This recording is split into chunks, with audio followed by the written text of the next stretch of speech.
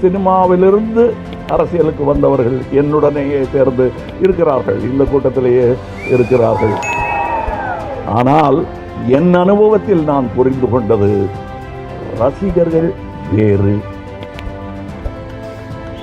வாக்காளர்கள் வேறு. இது வாக்காளர்கள் கூட்டம் என்றே வைத்துக் கொள்வோம். இது சாமானியமான கூட்டம் இல்லை. இதை விட பெரிய கூட்டத்தை நான் இதே தெருவில் பார்த்திருக்கிறேன். அந்த ஃப்ளைஓவர் மேலெல்லாம் ஆளு நின்னாங்க விஸ்வரூபம் படத்தின் போது.